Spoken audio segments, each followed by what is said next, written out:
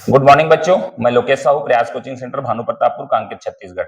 बच्चों, आप लोगों का जो है पैरेलल लाइन का, हम लोगों का चैप्टर जो चल रहा है पैरेलल लाइन, उसका पार्ट 2 है पैरेलल लाइन। ठीक है, पार्ट 2 है ये। बेसिक मतलब सिर्फ डेफिनेशन के तौर पर पहला पार्ट बन चुका है, आपका दूसरा पार्ट है ये पार्ट टू है ये।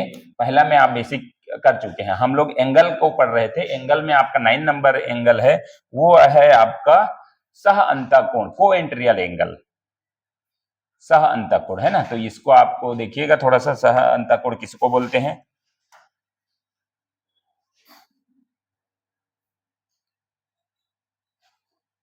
ठीक है, सह अंतःकोण। तो सह अंतःकोण का डेफिनेशन क्या है? तिर्यक रेखा के एक ओर का अंदर का कोण, अंतःकोण को सह अंतःकोण कहते हैं। तिर्यक रेखा है, जैसे कि आपको मैं इसमें थोड़ा सा कर दिए हैं, उसी को मैं बता रहा हूं। ये तिर्यक रेखा है, ठीक है। ये आपका रेखा है, ये आपका पैरेलल लाइन है, और पैरेलल लाइन के ये है, ठीक है। तो ये दो तिर्यक रेखा काटा, तो एक ओर का अंदर का क्या बोला है यहां पर? तिर्यक रेखा के एक ओर का अंदर का कोण, तिर्यक रेखा के एक ओर का अंदर का कोण, अंतःकोण को सह अंतःकोण कहते हैं। अंतःकोण या सह अंतःकोण मतलब अंदर का कोण, अंदर का कोण को सह अंतःकोण कहते हैं। अब दूसरा डेफिनेशन में आप देख लीजिए, दो समांतर रेखा के एक ओर के अंदर अतः अंतः कोण का मान एक दूसरे के संपूरक होते हैं। ये एकदम पॉइंट है, आपको ध्यान रखना। संपूरक कोण का मान 180 अंश होता है। इसको अब मैं चित्र में थोड़ा सा और बता देता हूं। ये देखिए, हमने क्या बोला अभी? इसको बोला ये अंदर का कोण जो है ना, ये एक दूसरे के, ये है अंतः कोण, इंटीरियर एंगल, ठीक है। अंतः कोण, इसको क्या बोलेंगे? अंतः कोण। और ये बोला जा रहा है दूसरे पॉइंट में कि ये दोनों का जो है योग जो है 180 होता है। मतलब अंदर अंदर का जब भी इस तरीके से ऐसा कुछ बने, ऐसा, ठीक है, ये वाला एंगल जब बने, तो ये जो है अंदर का कभी भी कोण जो है 180 होता है। बस इतने को ध्यान रखना है। अंतः कोण, सह अंतः कोण मतलब एक दूसरे के दोनों सहयोगी हैं। अगर इसका आपको दे दिया 60 अंश, तो इसका कितना होगा? उसका 120। बस आपको देखते ही समझ में आ जाना चाहिए, क्योंकि दोनों का जो है प्लस जो होता है वो 180 होता है, ठीक है। तो ये है आपका अंतःकोण का सह अंतःकोण ना। बाकी अब इंग्लिश में है, दोनों अंतःकोण का मान 180 डिग्री होता है। तो ये जो है दोनों अंतःकोण का मान है 180 डिग्री, ठीक है। चलिए अगला 10 नंबर है शीर्षाभिमुख कोण, शीर्षाभिमुख कोण, ठीक है। अब ये शीर्षाभिमुख कोण क्या होता है? शीर्ष अभिमुख, ठीक है। तो रेखाएं आपस में, जब दो रेखाएं आपस में काटती है, तो उसके बीच, ये बीच है, बीच बनने वाले आमने सामने का कोण आपस में बराबर होते हैं। शीर्षाभिमुख कोण, ठीक है, जिसको हमने क्या है, अल्टरनेट एंगल भी बोले थे। हम जिसको क्या बोले थे? Alternate angle. तो उसी तरीके से है वर्टिकली अपोजिट एंगल। जब दो रेखाएं आपस में काटती है, तो उसके बीच बनने वाले आमने सामने, तो ये दो रेखाएं हैं इस तरीके से, ठीक है। एक रेखा को इस तरीके से काटा, ठीक है, इसको इस तरीके से काटा, तो ये आपस में जो है ना, कौन कौन सा शीर्षाभिमुख होंगे वो मैं बताता हूं। इसको ये वाला, ठीक है, ये वाला एंगल तो ये अल्टरनेट एंगल कहलाएगा, ठीक है। ये अल्टरनेट एंगल कहलाएगा। ये दोनों एक दूसरे के, एक ही तिर्यक रेखा को काटा तो अल्टरनेट एंगल है ये क्या कहलाएगा? Alternate angle. लेकिन शीर्षाभिमुख कोण क्या बोलते हैं? Vertically opposite angle. तो ये वाला जो एंगल और ये वाला एंगल बाह्य है ना, शीर्षाभिमुख कोण, ठीक है। और यहां से ये वाला एंगल है, वो यहां का ये वाला एंगल, ठीक है। और यहां का अगर हम बात करें, तो ये वाला एंगल और ये वाला एंगल दोनों एक दूसरे के क्या होंगे? बराबर होते हैं। शीर्षाभिमुख कोण, आमने सामने का कोण बोले, आमने सामने मतलब ये इस तरीके से, ये वाला एंगल के बराबर में ये वाला एंगल होगा। अगर ये आपका है, आपका 40 डिग्री, 45 डिग्री है, तो ये भी 45 डिग्री होगा, ठीक है। अगर ये आपका है 45 यहां हो गया, तो 180 इतना का होता है, तो इसमें कितना बचा? इसमें बचा 135, तो ये भी 135 होगा, ठीक है। तो ये है आपका शीर्षाभिमुख कोण, वर्टिकली अपोजिट एंगल। अपोजिट मतलब ये इसके बराबर ये वाला एंगल होगा 135, बराबर होंगे दोनों, ठीक है। ये वाला एंगल है, छोटा है, तो ये वाला एंगल के बराबर है, तो यहां 45 होगा, ठीक है, तो इस तरीके से एंगल जो बता रहे हैं, अगर हमको ये वाला एंगल 45 है तो इसका क्या मान होगा, तो ये तो अल्टरनेट के एंगल के नाम के हिसाब से ये भी 45 होगा। ठीक है, अगर ये वाला जो है आपका 135 है तो ये वाला एंगल का मान कितना होगा, अल्टरनेट एंगल के नाम से ये भी 135 होगा। तो बस इसको अल्टरनेट एंगल एक ही रेखा के आमने सामने, अगर शीर्षाभिमुख बोले तो बहुत दूर, मतलब ये इसका और इसका, इसका और इसका, ठीक है, ये तो होगा ही होगा, लेकिन इसका और इसका मान भी वैसे ही होगा। ठीक है, इसका ये जो है लास्ट है, ये भी लास्ट, मतलब क्रमांक देके अगर हम इसको करें तो इस तरीके से कर सकते हैं, थोड़ा सा 1 है, 2 है, 3 है, 4 है ना, तो इधर आपका 8 हो जाएगा, अब इसमें 9, 10, 11, 12 इस टाइप का अगर करें तो ये वाला का एंगल का क्रमांक ये वाला एंगल के बराबर होगा। ठीक है, चलिए 10 नंबर के बाद है आपका नेक्स्ट। चलिए फिर से, अब वो 10 मैंने कोण के एंगल के बारे में बताया, 10 एंगल है ना, जिसमें हमने बहुत सारा एंगल था। अब इसका एक डेफिनेशन एक बार फिर से है, और इसके बाद जो है इसका प्रॉपर्टीज है, इसलिए इसमें क्या किया गया है, इसको लाया गया है। ठीक है, चलिए फिर से इसको देखिए, समांतर रेखा एक बार फिर, एक ही तल पर स्थित ऐसी रेखाएं जिनके बीच की लंबवत दूरी सदैव समान होती है। एक ही रेखा है ना, क्या लिखा है, एक ही तल, एक ही प्लेस में हम अगर 2 पैरेलल लाइन खींचे, 3 खींचे, तो ये जो है एक ही उसमें है, तो इसका जो दूरी है, लंबवत दूरी, इस तरीके से लंबाई वाला जो दूरी है, ये दोनों के बीच का गैप जो है सेम होगा।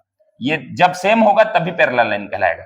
अगर एक इस तरीके से है और एक इस तरीके से ऐसा गया तो वो पैरेलल लाइन नहीं हो सकता। ठीक है, तो आपको ध्यान रखना है दोनों के जो डिस्टेंस है वो सेम होने चाहिए, तब वो पैरेलल लाइन कहलाता है। अब दूसरा पॉइंट क्या बोला है कि समांतर रेखा का शुरू व अंत नहीं होता, पैरेलल लाइन का शुरू और अंत नहीं होता। जैसे कि आपका यहां से स्टार्ट हुआ है तो इधर भी आपका चलते जाएगा, इधर भी चलते जाएगा, पैरेलल चलते जाएगा। ठीक है, 2 पैरेलल ऐसा चलते जाएगा जिसका अंत नहीं है। जैसे कि आपका 2 ट्रेन पटरी है, दोनों अगर है तो दोनों का अंत, खैर ट्रेन पटरी में तो होगा, लेकिन वो जाने के लिए एक एग्जाम्पल के तौर पर हम ले सकते हैं, दोनों का पैरेलल इस टाइप का रहेगा, तब दोनों का बराबर है तभी पैरेलल कहलाएगा वो, है ना। नेक्स्ट है आपका समांतर रेखा एक दूसरे को कभी नहीं काटती, यह प्रॉपर्टी से थोड़ा सा समझ लीजिएगा इसको। आपका पैरेलल है, यहाँ 2 मीटर है, इधर भी 2 मीटर है ऐसा, तो वो कभी नहीं काटेगी, क्योंकि 2 मीटर से अगर कम हुआ तब एक कम हुआ तो झुकेगा। ठीक है, एक ज्यादा होगा तो चौड़ा हो जाएगा। तो इस तरीके से ये पैरेलल लाइन का माप, लंबवत दूरी दोनों सेम होना चाहिए, तब वो पैरेलल लाइन है, और ये एक दूसरे को कभी नहीं काटेगी। ठीक है, चलिए अगला में क्या लिखा है, तिर्यक रेखा। ट्रांसवर्सल लाइन किसको बोलते हैं, तिर्यक रेखा।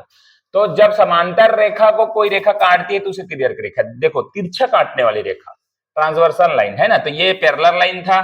ठीक है, उसको एक तिरछा इस तरीके से काटने वाला जो है, तो यहां पर ए बी और सी डी ये दोनों जो है पैरेलल है, पैरेलल लाइन है। लेकिन यहां पर आपका जो है क्यू पी और क्यू ये दोनों जो है आपका ट्रांसवर्सल लाइन। ठीक है, तो ये आपका ये है तिरछा काटने वाली रेखा जो है आपका तिर्यक रेखा कहलाती है। ठीक, अब इसके प्रॉपर्टीज है, ये इंपॉर्टेंट है, आप इसको ध्यान से देखिएगा, समझिएगा इसको, कि ये जो है समांतर रेखा है, समांतर रेखा के गुण है ना, प्रॉपर्टीज क्या क्या होते हैं, तो ये खास बातें जो होती है वो आपको यहां पर देखने को मिलेगा।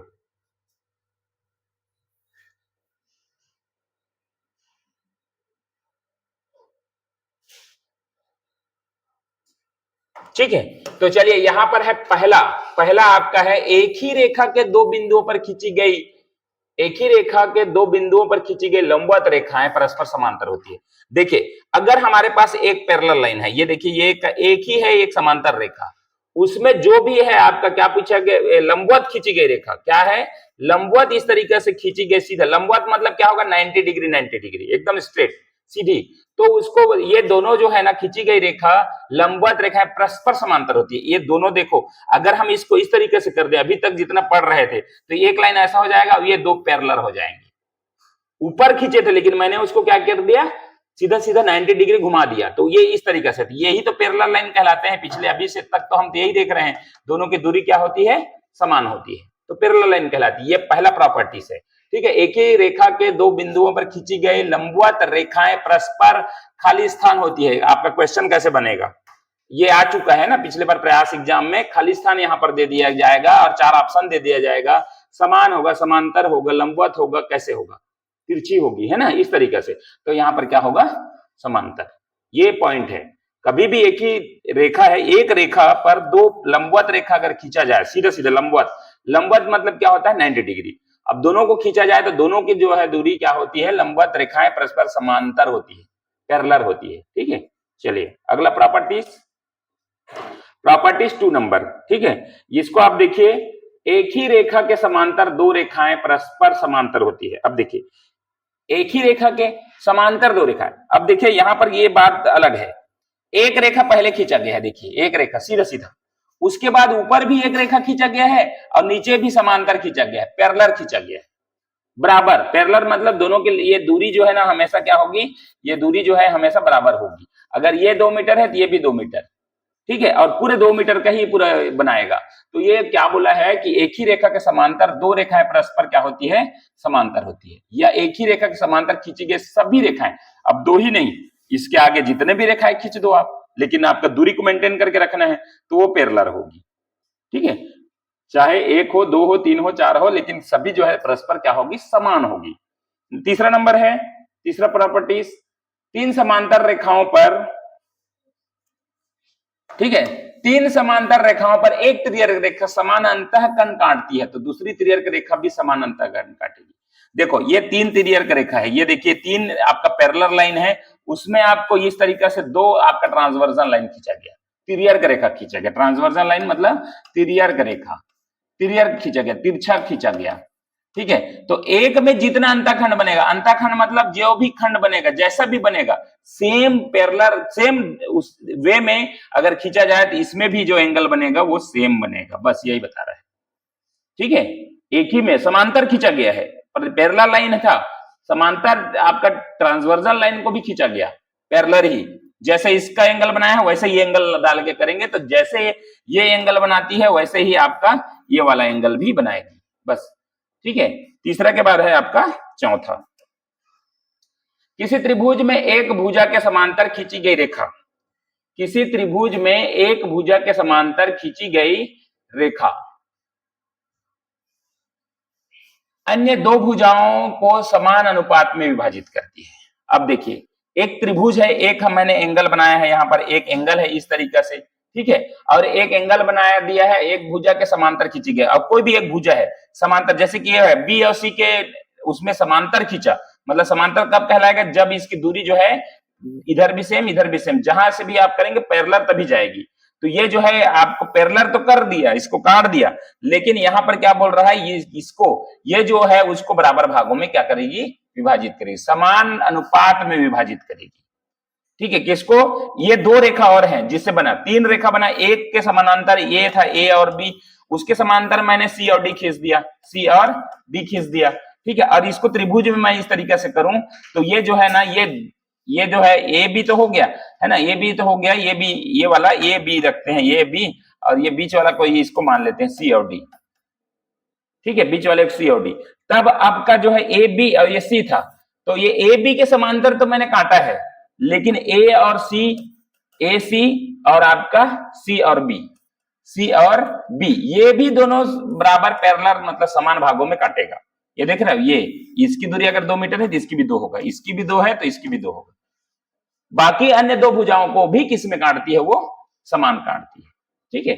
चलिए एक और है लास्ट, किसी त्रिभुज में किन्हीं दो भुजाओं के मध्य बिंदुओं को मिलाने वाली रेखा, क्या लिखा है, किसी त्रिभुज में किन्हीं दो भुजाओं के मध्य बिंदु को मिलाने वाली रेखा तीसरी भुजा के समांतर होती है।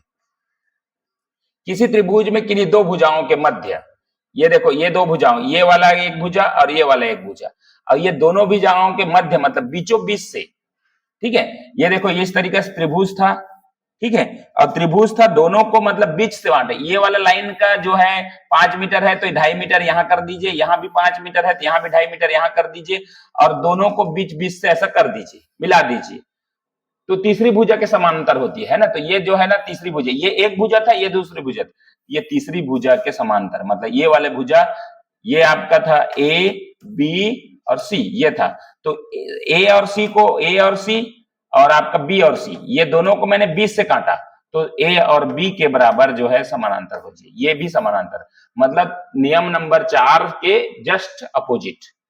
पिछले नियम में इसको काट रहा था, अब इसके दो बिंदु बराबर भागों को मिला देंगे तो तीसरी के पैरेलल होगी, मतलब ये दोनों एक दूसरे के समांतर हो जाएंगे, पैरेलल हो जाएंगे। ठीक है, चलिए अगला हो गया है ना। तो ये 5 प्रॉपर्टीज था आपके, इसका पैरेलल लाइन का 5 गुण था, 5 प्रॉपर्टीज था, जिसको इस तरीके से मैंने इसको समझाने का प्रयास किया। और इस तरीके वीडियो आपको देखना है तो हमारे यूट्यूब चैनल को लाइक, सब्सक्राइब, कमेंट जरूर करें, और ताकि हमको इस तरीके से वीडियो बनाने में हमको मोटिवेशन मिल सके। चलिए वीडियो को यहीं पर समाप्त करते हैं, धन्यवाद।